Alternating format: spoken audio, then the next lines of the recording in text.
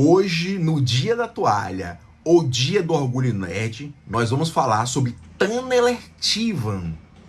Quem é Taneler Tivan? É o colecionador.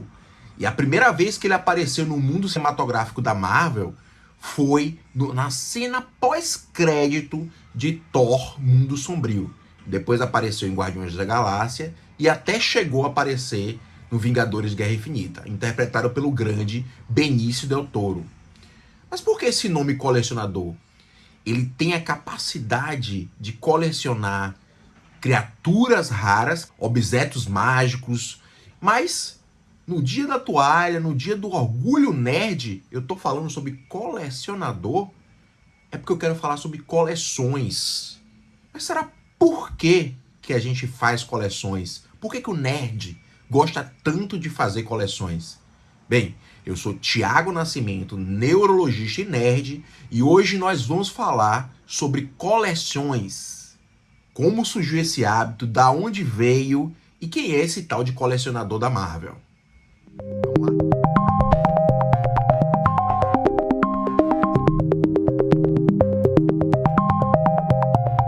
A primeira vez que o colecionador apareceu foi na revista Avengers 28, lá em maio de 1966, ou seja, 57 anos atrás. E aí tinha surgido um inimigo dos Vingadores. O colecionador, ele tem uma série de poderes, entre eles a imortalidade, a precognição, a capacidade de ver o futuro, né? E ele pode assumir outras formas, mas a forma que ele mais preferia era esse humano com características excêntricas que Benício Del Toro reproduziu muito bem. E ele tinha surgido antes mesmo do universo se formar. Surgiu aí logo após o Big Bang, muito poderoso, né? A sua esposa também imortal, só que a sua esposa abdica da imortalidade e acaba falecendo. Isso deixa o grande colecionador enfraquecido. Depois sua filha foge. E nessa tentativa de compensar tudo isso, ele vai colecionando os seres raros, inimigos raros, objetos raros, que ele acredita que esses objetos só vão sobreviver graças a eles. Mas uma das coisas que a gente leva a pensar, por que a gente coleciona? E quando é que surgiu isso? Para ter o ato de colecionar, existe uma série de protocolos. Você tem que ter aquela busca por aquele objeto, tem que ter o armazenamento daquele objeto, tem que ter o cuidado e a manutenção daquele objeto, a organização, a ordenação daquele objeto. Essa coleção, ela tem um sentido único para cada indivíduo que coleciona. Antes de falar que seres humanos colecionam, temos que perceber que também animais colecionam. Experimentos com ratinhos que têm um cérebro liso, e isso pra gente quer dizer que eles têm menos córtex, porque nosso cérebro é dobradinho justamente pra gente ter córtex, e córtex quer dizer aumento de cognição, porque é lá onde está a massa cinzenta. Então, até mesmo ratinhos sem tanto córtex, se a gente entrar na toca de um rato, a gente vai ver uma série de coleções ali. Alimentos, objetos que eles podem utilizar. E a gente percebe que nesses animais, tanto o córtex, principalmente o pré-frontal, que isso vai ser similar nos seres humanos também, essa região envolvida com a coleção, quanto a região dos núcleos da base são envolvidas. Outros animais também têm. E a gente tem que lembrar do exemplo clássico aqui, que é o corvo. Extremamente inteligentes. Eles conseguem, até mesmo para conseguir comida, usar objetos. Então, muitas vezes, eles pegam aqueles objetos. Se a gente for para uma toca, entre aspas, né, um ninho de corvo, a gente vai encontrar lá pedaços de madeira, pedaços de ferro que servem para pegar os objetos. Os corvos também ainda não têm esse córtex desenvolvido. E eles têm uma região desenvolvida que a gente chama de NCL, é o nome em inglês, né? É o telencéfalo nidopálido caldo lateral. Essa região faz com que esses indivíduos tenham essa síndrome de Magpie, um termo em inglês aí, que é justamente essa busca por objetos brilhantes. E eles são extremamente inteligentes. E aí, quando falamos do colecionismo em seres humanos, quando foi que começou? 12, 15 mil anos atrás. E estava acontecendo o que nessa época? A gente estava deixando de ser nômade. A gente estava passando para a fase da agricultura. E aí entra-se a questão É a hora que você tenta sobreviver de maneira melhor possível. Acumular objetos que podem ser úteis para a sobrevivência é vital. Só que aí entra a questão. Será que foi há 12 ou 15 mil anos atrás mesmo ou foi muito antes? Gente, há 130 mil anos atrás, com os neandertais, já encontraram objetos que eles usavam. Às vezes uma garra, ficava no pescoço pendurada. Aquele objeto, ele funcionava como um nome para aquele indivíduo. Porque naquela época não tinha nome ainda, não tinha nomeação. O nome tem a ver com significado. E qual nome ele recebia? O cara da garra. Aquele objeto colecionável que estava ali com aquele indivíduo representava ele. Então talvez essas coleções surgiram antes mesmo da gente ter um nome. Olha que interessante. Então essa é uma das hipóteses. E lá na frente surge o nome, que o nome também é uma coleção sua. A coleção do seu nome, com todo o significado, toda essa abrangência de significados para o seu nome, quem você é. A coleção tem a ver com o significado que as pessoas dão para ele também. É uma identificação. A coleção funciona como uma identificação. Quando a gente vai caminhando um pouquinho lá para o século XIV, século XV, na era vitoriana, começa a surgir o Vanderkramen, que é um termo em alemão que, de maneira resumida, traduzindo para o inglês aí, significa o gabinete de curiosidades, que era justamente o quê? As pessoas mais abastadas, mais ricas, selecionavam os objetos que poderiam ser caros, interessantes, e iam guardando lá nas suas casas. E foram esses gabinetes de curiosidades que depois deram origem aos museus. O Museu do Louvre surgiu assim. Então perceba que o museu também é uma coleção e que tem todo o significado. Para entender a coleção, a gente tem que entender a gente mesmo. O Freud tentou explicar, o Jung tentou explicar, psicólogos mais novos tentaram explicar. Se a gente pegar cada teoria separada, a gente não consegue compreender. Então a gente vai juntar um pouquinho de tudo. Lá entre 0 e 2 anos de idade, o indivíduo, a criança, ela não sabe quem ela é. Ela não sabe se ela é a mãe, se ela é o tudo, ela não consegue diferenciar ainda quem ela é. Só que essa criança, inicialmente, ela é o mundo, né? A partir de 1 ano, né? Nesses 0, 2 anos, a partir de 1 ano, ela começa a ter a separação da mãe. E aí surge realmente a angústia da separação da mãe, né? Ela começa a perceber que ela não é a mãe tão bem assim. E sente essa angústia de separar. Porque parece que está tirando um pedaço dela. Próximo a 2 anos, a criança percebe que aí muitas vezes o Freud explica bem isso, que é a construção de algo próprio dela. Ela faz o cocô e o xixi.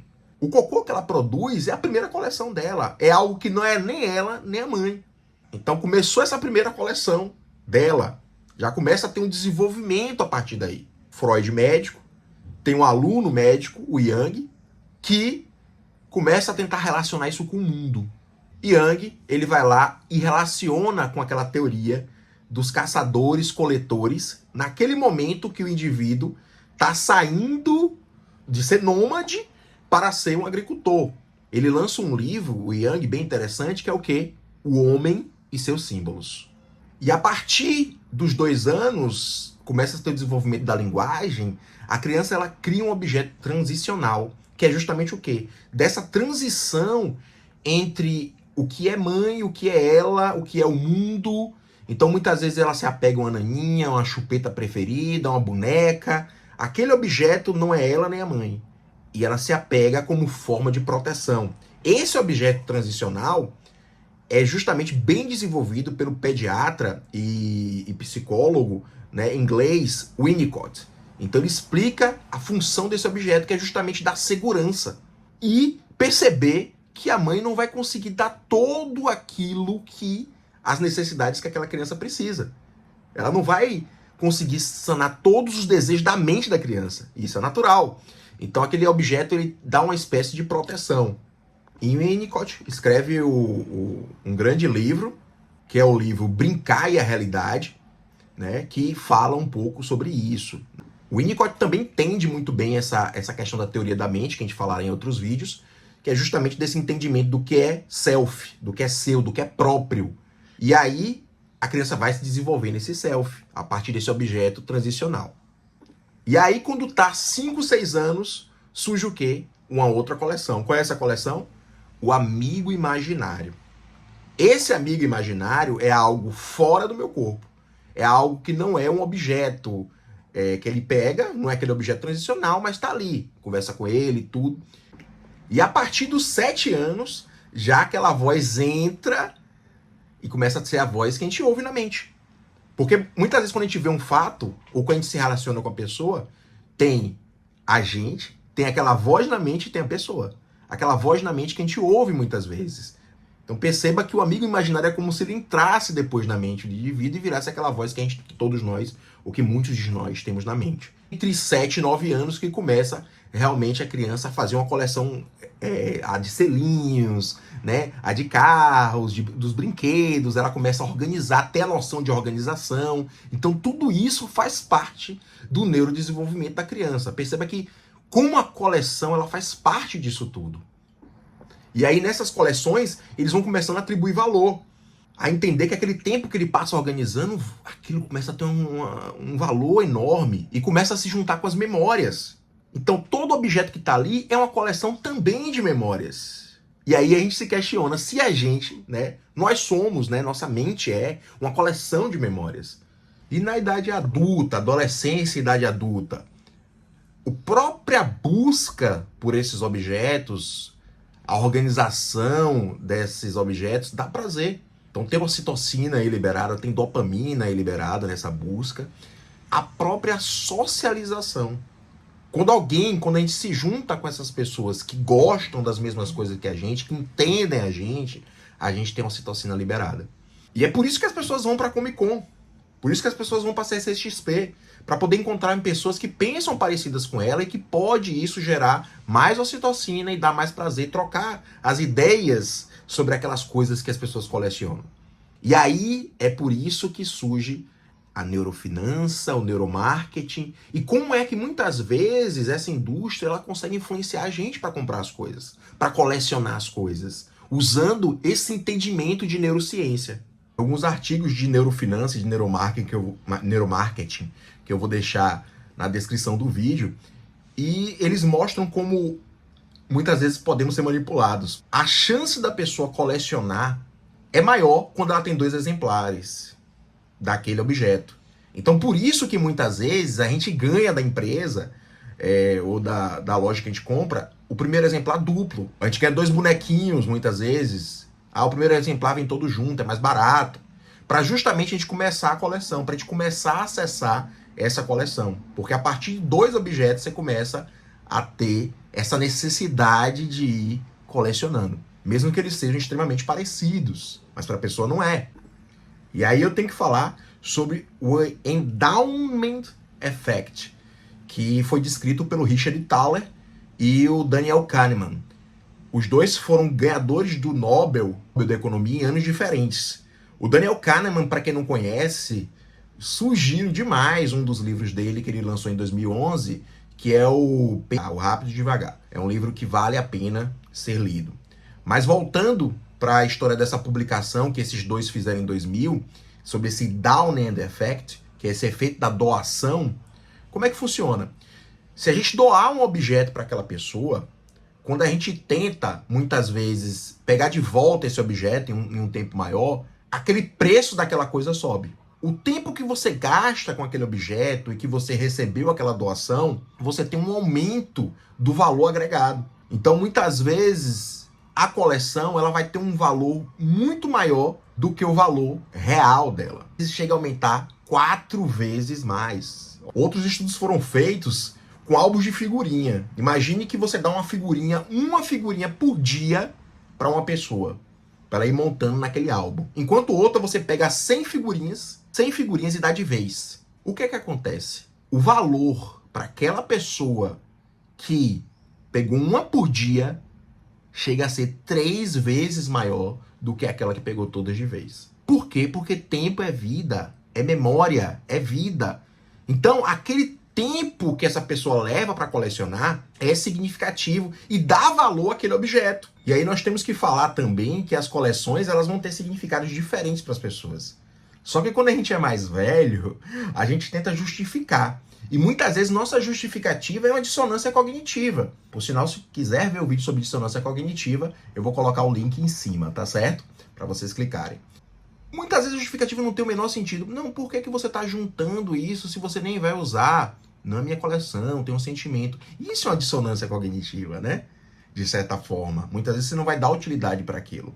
A gente tem até uma história que fala que o grande Humberto Eco, ele fazia coleção de livro e uma pessoa chegou a perguntar para ele: e aí, você vai ler todos esses livros? Não, mas só desses livros estarem aqui eu absorvo o conhecimento deles. Então, olha que justificativa, né? Muitas vezes a gente dá uma dissonância cognitiva de alguma forma. Eu tinha falado para vocês que alguns animais, né, como os ratos, por exemplo, faziam acumulações, né, bem exageradas. Algumas pessoas com transtorno de acumulação, elas têm alterações nas regiões dos gânglios da base, muitas vezes nesse córtex pré-frontal, do osso medial, mas são duas coisas totalmente distintas.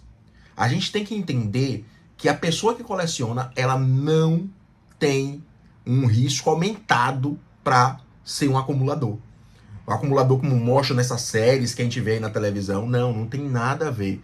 A pessoa que coleciona é um hábito envolvido no prazer, envolvendo essa busca. Já a pessoa que tem esse transtorno de acumulação, ela acumula na própria casa, prejudicando a vida dela e a vida dos familiares. E acumula tudo.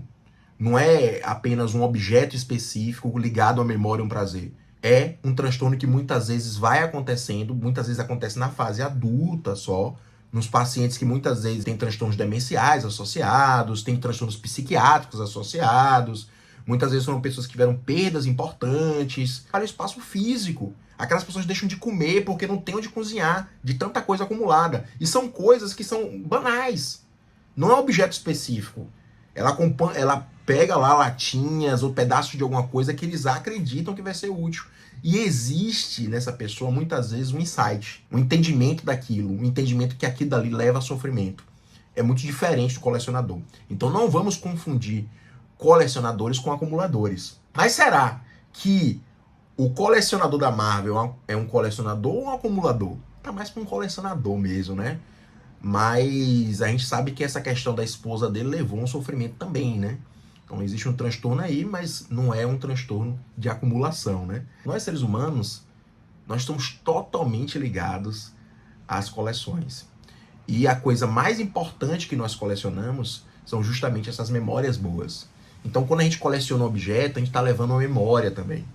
Então vamos colecionar esses vídeos também, vejam todos esses vídeos. E não se esquecendo, gente, feliz dia do Orgulho Nerd. Já tô aqui no dia da toalha com minha toalha, pronto para enfrentar qualquer desafio. Da onde veio essa história de toalha? Bem, em próximos vídeos nós vamos falar, mas veio daqui, ó. Guia do Mochileiro das Galáxias. Topam ler? Eu espero que vocês tenham gostado desse vídeo. Estou aí semanalmente trazendo vídeos para vocês. Curtam o vídeo, compartilhem com pessoas que vocês acham que vai gostar desse vídeo, desse tema, que vocês acham que pode ser interessante. Não esqueçam de se inscrever no canal. Se inscrever no canal é muito importante para a gente aumentar essa rede aí de colecionadores de memórias. E boa semana para você, bom resto de semana para vocês, né? Até a próxima.